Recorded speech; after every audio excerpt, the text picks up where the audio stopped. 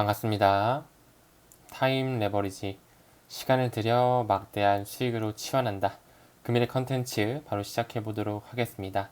8월이라 그런지 확실히 날씨가 많이 덥습니다. 여러분들 진짜 너무 더위 먹지 않도록 건강 관리 잘 하시고 투자 꾸준하게 이어가셨으면 좋겠습니다.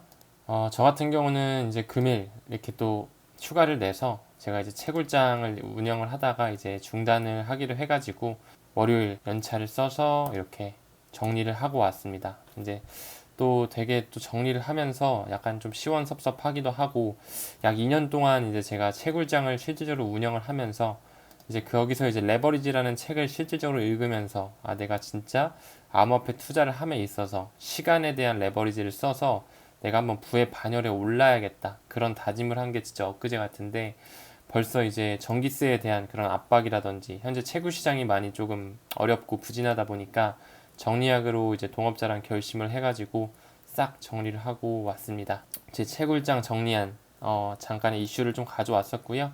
사업을 하는 부분에서 저한테도 너무 큰 도전이었고 물론 뭐 좋은 결과를 통해서 끝낸 건 아니지만 사실 뭐 잘 안 돼서 끝낸 부분이 사실 맞다고 표현을 할 수 있을 것 같아요. 그런 부분에서 인생에 좋은 경험을 했다라고 생각을 하고 다음에 또 사업을 할 때는 또 굉장히 이런 것들, 이런 저런 것들, 부수적인 것들 잘 챙길 수 있는 그런 하나의 또 굉장히 좋은 발판이 되지 않을까라는 생각을 했습니다. 그래서 우리가 투자하는 부분에 있어서도 사실 부자가 되기 위해서 투자하는 부분이 사실 가장 크잖아요. 그런 부분에 있어서 정말 그 미래 가치를 보고 꾸준히 성실하게 우리의 진심을 담아서 투자를 이어나간다면 저는 반드시 그 빛을 볼 거라고 생각을 하거든요. 물론 그 과정은 정말 희노애락이 다 담겨 있겠죠. 정말 쉽지 않은 그런 기울기가 계속적으로 나올 텐데 우리는 그런 부분에서 끝까지 가치에 투자하는 그런 타임 레버리지 구독자 선생님들 되셨으면 좋겠습니다. 현재 방송을 촬영하는 시점으로 비트코인 가격은 3,800만원 중반대 이뤄지고 있고요. 아직까지는 비트코인에 대한 상승 시그널은 나오지 못하고 있습니다. 이더리움도 마찬가지로 250만원 못 찍어주면서 거의 제자리 걸음하는 그런 느낌 보여주고 있고요.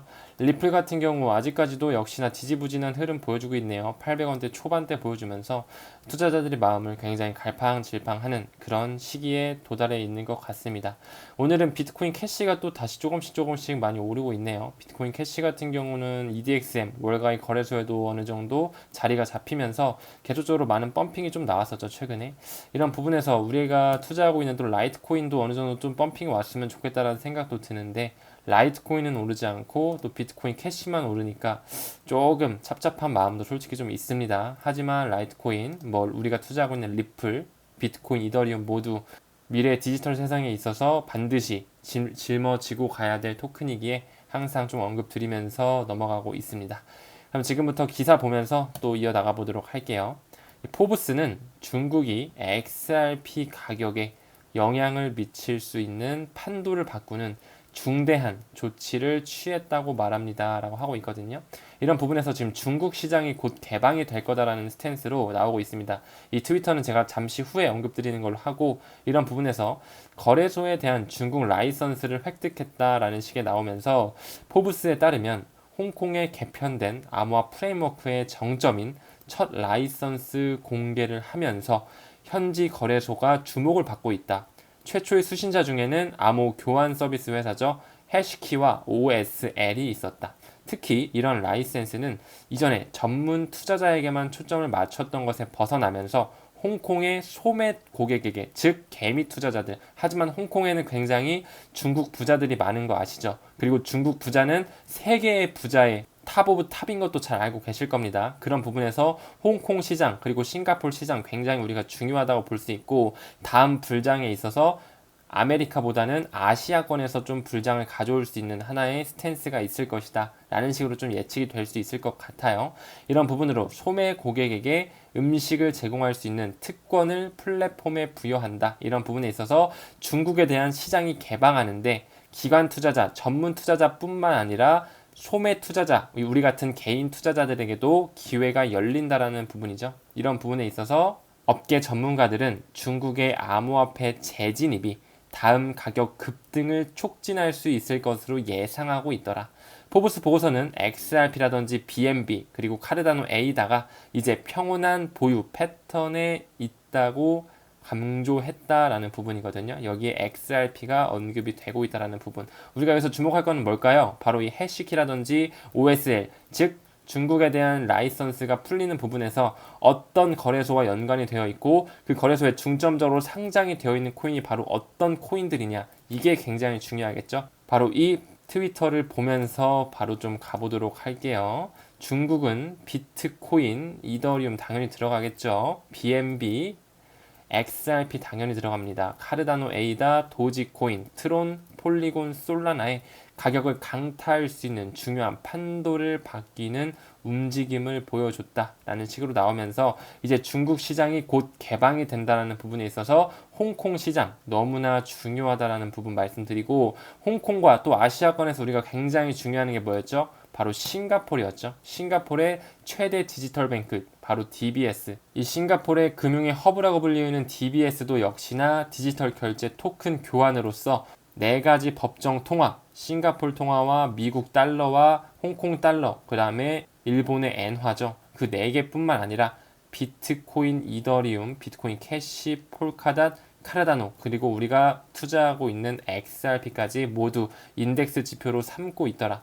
이런 부분에서 XRP는 역시나 중국 시장, 아시아 시장에서는 알아주는 토큰이다라는 부분을 강조드릴 수가 있을 것 같아요. 역시 이 부분에서 우리가 너무 XRP에 치중하는 것보다는 어느 정도 분산화를 시켜서 비트와 이더 어느 정도는 조금 분산화할 필요가 있다. 포트폴리오를 다각화할 필요가 있다라고 말씀을 드렸었고, 아마 비트코인 불장이 먼저 오지 않을까 싶어요. 왜냐하면 비트코인 현물 ETF가 승인이 되면서 비트코인에 대한 도미넌스가 많이 쌓일 것이고, 그런 게 바로 이더리움으로 이어지면서 알트코인의 불장을 끌어올리면서 XRP에 굉장히 큰 펌핑과 상승이 나오지 않을까, 개인적으로 그렇게 보고 있습니다. 그렇기 때문에 요즘은 XRP를 매수하는 도중에 비트코인을 같이 매수하고 있다는 부분, 인사이트 공유 드리면서 넘어가도록 할게요. 우리가 홍콩 시장과 싱가포르 시장뿐만 아니라 기득권 탑 오브 탑인 그런 세계 은행이라든지 IMF, BIS 등에서도 리플의 확장성은 계속되고 있다고 말씀을 드렸죠.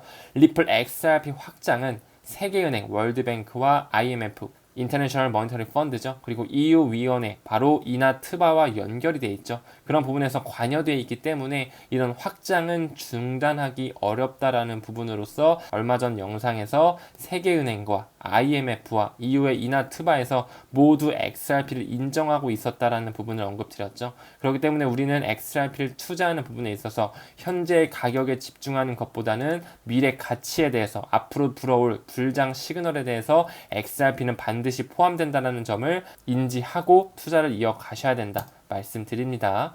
XRP의 역사적 이정표 하면서 잠자는 거인이라고 지금 칭하고 있다. 뭐를요? XRP를요. 잠깐 키포인트 세 가지만 짚고 가게 되면, XRP는 SEC를 물리치고, 물론 아직까지는 약식 판결이지만 어느 정도 규제 명확성을 슬슬슬 가져오고 있다. 시간차의 문제다라고 말씀을 드렸고, 미국에서 법적 명확성을 얻은 최초의 코인이다 라는 부분이 굉장히 중요하겠죠.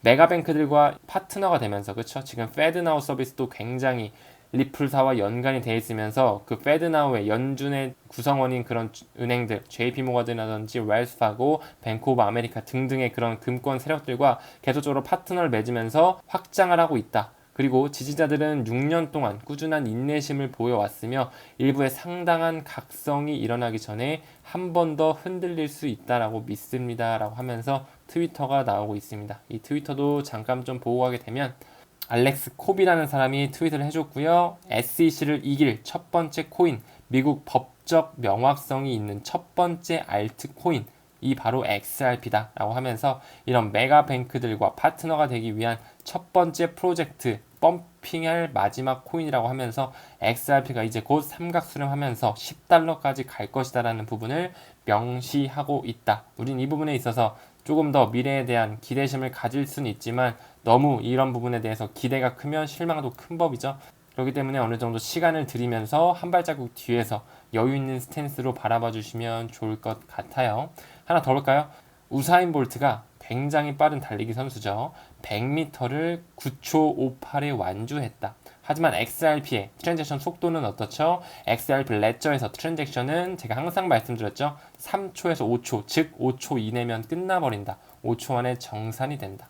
나는 진정한 속도를 즐긴다 하면서 우사인 볼트를 태그하면서 당신은 빠르지만 XRP가 더 빠르다라고 하면서 XRP는 곧 투더문 할 것이다 라는 부분을 암시하고 있는 이 브렛 틸의 재밌는 트위터를 가져와 봤습니다. 그렇기 때문에 XRP faster than 우사인 볼트 하면서 리플 마크를 떡하니 현수막에 걸어놨네요. 이런 부분 역시 XRP는 국경 간 결제 스위프트 2.0으로 가는 부분에서 굉장히 트랜잭션이 빠르다 뿐만 아니라 수수료가 굉장히 저렴하고 프라이빗 블록체인으로서 굉장히 안전하면서 투명성을 보장한다 라는 부분이 우리가 미래의 금융의 판도를 바꿀 디지털 세상의 핵심 키워드다 라는 부분으로 XRP를 말씀을 드렸었죠. 이런 부분에 있어서도 우리가 참고적으로 봐주셨으면 좋을 것 같아요. 다음 기사 보게 되면 프로 XRP 변호사인 존 디튼이겠죠. 비트코인 강세장에서, 즉 언제일까요? 바로 비트코인 현물 ETF가 승인된 이유가 되겠죠. XRP가 사상 최고치를 기록할 가능성이 있다라고 존 디튼은 예측하고 있다. 과연 비트코인 강세장 현물 ETF 승인은 언제 떨어질까요? 어느 정도 리플에 대한 규제의 명확성, 증권성 여부에 대한 규제의 명확성이 나와야 되고, 그뿐만 아니라 SEC가 건드려 놓은, 그쵸? 또 어디가 있었죠? 코인베이스라든지 바이낸스가 있었어요. 거기에 지금 증권성으로 또 연루되어 있는 코인들 뭐가 있었었죠? 뭐 카르다돈 에이다라든지 마틱이라든지 솔라나라든지 코스모스라든지 폴카닷 등등이 있었죠. 이런 굉장히 중요한 코인들 다 건드려 놨다. 왜 그 수많은 10,000개가 넘는 코인들 중에 이런 코인들만 건드려 놨을까요? 바로 세력들과 어느 정도 연관이 있을 것이다 라고 우리가 미루어 볼 수 있을 것이고, 그렇기 때문에 어느 정도 규제의 명확성이 풀려야지만 비트코인 현물 ETF에 승인이 나올 것이다. 그뿐만 아니라 러시아와 우크라이나 전쟁의 어떤 종전 선언이 되면서 그런 호재거리가 같이 맞물리면서 비트코인 강세장이 오지 않을까 개인적으로 생각을 하고 있고, 최소 9월 중순은 넘어서 나오지 않을까 싶습니다. 왜냐하면 9월 중순에 있을 G20 정상회담에서 의장국으로 있는 인도 재무부에서 비트코인에 대한 어떤 규제화를 발표한다고 얘기도 했으며, 또 9월에는 IMF와 FSB 금융안정위원회에서 암호화폐에 대한 법규화에 대한 논문 문서를 발표한다고 했거든요. 이런 부분에서 우리가 9월 중순, 중하순까지 10월까지는 조금 시간을 들일 필요가 있다라고 말씀을 드릴 수 있을 것 같아요. 여기 나오고 있네요. 프로 XRP 변호사인 존 디튼은 XRP가 비트코인 상승장에서 사상 최고치를 기록할 수 있다. 사상 최고치가 얼마죠? 바로 거의 5,000원이 좀 안 되는 돈이죠. 한 4,800원 정도 되는 그런 돈이었던 걸로 기억을 합니다. 존 디튼은 미국 SEC에 대한 리플의 부분적인 승리에도 불구하고, 부분 승소에도 불구하고 XRP가 새로운 최고치를 기록하려면 강세장이 필요하다. 어느 정도 비트코인이 불을 지펴줘야 된다라는 부분. 그 부분에 있어서 강세장이 시작되면서 알트코인의 불장으로서 XRP가 굉장히 크게 오를 것이다. 예측을 할 수 있었고, XRP 가격은 2023년 초 이후에 벌써 85%나 상승을 했다라는 부분이 눈에 띄게 보이네요. 이런 부분에 있어서 지금도 원래 400원, 500원, 600원 하던 코인이 800원에 있으니 꽤 많이 올랐다고 볼 수가 있겠죠. 이런 부분에서 우리가 계속적으로 꾸준히 수량을 모아가야 된다 라는 부분 말씀드리고 넘어가겠습니다. XRP 가격이 다시 3.7달러에 도달하면 어떻게 될까요? 하면서 XRP 보유 자산의 가치는 얼마입니까? 라는 부분입니다. 바로 그 전 기사와 동일하죠. XRP가 사상 최고치를 기록할 가능성이 있다라는 부분에서 당신이 현재 가지고 있는 XRP 수량이 바로 3.7달러 정도까지 가면, 5,000원이 조금 안 되는 돈까지 가게 되면 당신의 보유 자산 가치가 얼마나 되냐라는 부분으로 지금 기사화가 나오고 있다. 우리는 이런 부분에서 잠재적인 이득을 취할 수 있는 타임 레버리지 그런 투자자이고, 투자자가 얻을 수 있는 금액, 리플랩스가 만든 암호화폐인 XRP는 변동성이 큰 암호화폐 시장에서 상당한 기복을 겪었습니다. 현재도 겪고 있죠. XRP가 3.7달러의 사상 최고치 올타임 하이 ATH에 도달했다고 가정하면 투자자의 잠재적 이익은 상당할 것이다 라고 나오면서 어느 정도 희망 회로를 돌릴 수 있을 법한 그런 기사로 해석이 되네요. 여러분들이 지금 가지고 있는 수량이 지금은 얼마이며 XRP가 5,000원까지 가게 되면 그때의 자산 가치는 얼마 정도가 됩니까? 라는 부분에 그런 물음표를 던져볼 수 있는 기사가 될 것 같고요. 얼마 전 구독자 선생님께서 단톡방에서 이런 말씀을 해주시더라고요. A, B, C로 후보를 주시고요. 당신은 XRP로 어떻게 인생을 바꾸고 싶냐? A는 바로 뭐냐? 차를 바꿀 수 있는 기회. B는 바로 뭘까요? 집을 바꿀 수 있는 기회였고요. C는 뭐였냐면 인생을 바꿀 수 있는 기회였거든요. 여기서 모든 투자자 선생님들께서 다 나는 C를 원한다. 지금도 아마 수익권에 있는 분들도 많이 계실 거예요. 하지만 팔지 않는 이유, 계속적으로 수량을 모아가는 이유가 뭘까요? 차를 바꾸기 위해서일까요? 집을 바꾸기 위해서일까요? 저는 아니라고 보고요. 저희 타임 레버리지 구독자 선생님들께서는 인생을 바꾸기 위한 부의 반열에 오르기 위해서 지금 계속적으로 이렇게 가격이 다운되는 순간에도 악재와 호재가 왔다 갔다 하면서 계속적으로 미디어에서 대중들에게 불안함을 조성하는 이런 와중에도 불구하고 수량을 계속해서 모아가고 있는 투자자들, 바로 구독자 선생님들께서는 인생을 바꾸기 위한 C 옵션에 대해서 가져가기 위해서 노력하고 있다 라고 저도 보여집니다. 그렇기 때문에 우리 모두 인생을 바꿀 수 있는 C 옵션으로 선택을 하면서 끝까지 꾸준히 갈 수 있는 투자자가 되셨으면 좋겠어요. XRP는 희귀한 세 번째 골든 크로스를 인쇄했다. 과연 불런이 임박했을까요? 라고 하면서 하나의 차트가 나오고요. 특히 이 기술적 패턴은 단기 이동 평균선이 장기 이동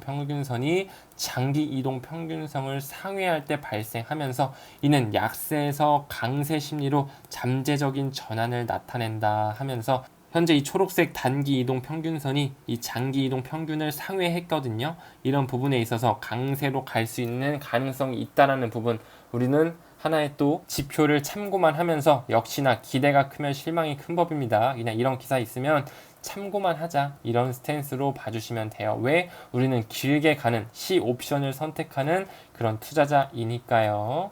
제가 항상 기득권 최종을 언급드리면서 유대자본이 깊숙하게 들어가 있는 세계 최대 자산운용사들을 언급을 드리죠. 블랙록과 뱅가드, 스테이트 스트리트, 피델리티, 모건 스탠리를 말씀을 드리는데, 이런 부분에서 우리가 한번 눈여겨봐야 되는 부분은 이 디지털 커런시 그룹을 운용하는 부분에서 나스닥이 어느 정도 지분을 가지고 있고 마스터카드에서 또 지분을 50%를 소유하고 있다는 부분. 하지만 그의 자금줄은 다 웰스파고와 유니온뱅크, 영국의 최대 은행 HSBC, 미국의 금권 세력 시티뱅크가 가지고 있다. 이 부분에서 이런 모든 금권 세력들의 위에는 어떤 자산 운용사들이 있다고요? 바로 이들이 있다라고 말씀을 드렸어요. 그렇기 때문에 이들은 바로 디지털 커런시 그룹을 이끌고 있다. 바로 블랙록과 같은 그런 세계 최대 자산운용사들은 디지털 커런시 그룹을 운용하면서 그와 더불어 언론 매체인 코인데스크도 가지고 있고 미국의 최대 거래소 코인베이스도 가지고 있으면서 암호화폐 시장을 쥐락펴락하고 있다고 말씀을 드렸고, 여기서 지금 현재 베리 실버트가 간판 CEO로 나오고 있죠. 이 부분에서 베리 실버트가 과거에 했던 트위터를 우린 한 번 더 눈여겨볼 필요가 있을 것 같아요. 비트코인 같은 경우는 디지털 골드죠.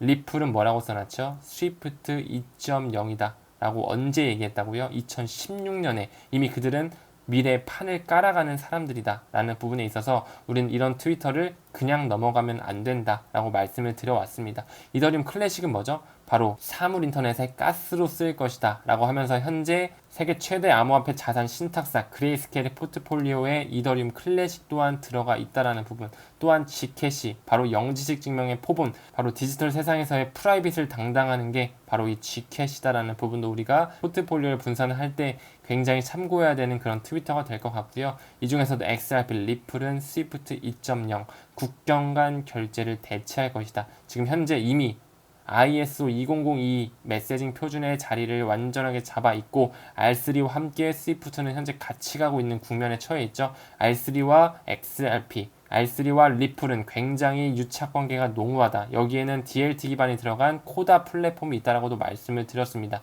그렇기 때문에 베리 실버트가 얘기하는 것처럼 점점점 시대가 변하고 있고 이제는 제도권 수용을 눈앞에 두고 있다. 그런 부분에 있어서 우리는 투자하는 부분에 있어서 더 시간을 들여서 타임 레버리지에 힘써줘야 된다라는 부분으로 결론을 지을 수가 있습니다. 리플은 스위프트 2.0으로 갈 것입니다. 이런 부분에서 ODL 시스템이 쓰이면서 모든 법정 화폐뿐만 아니라 암호화폐, 모든 가치가 부여된 그런 자산들이 모두 XRP 레저를 통해 교환되고 수합이 될 것이다라는 부분 언급 드리면서 금일 영상은 마무리 짓도록 하겠습니다. 오늘도 미흡하고 부족한 점이 많지만 제 컨텐츠 끝까지 시청해 주셔서 대단히 감사드린다는 말씀 진심으로 전달드리고요. 금일 영상은 여기서 마무리하겠습니다. 시청 대단히 감사합니다. 성투합시다.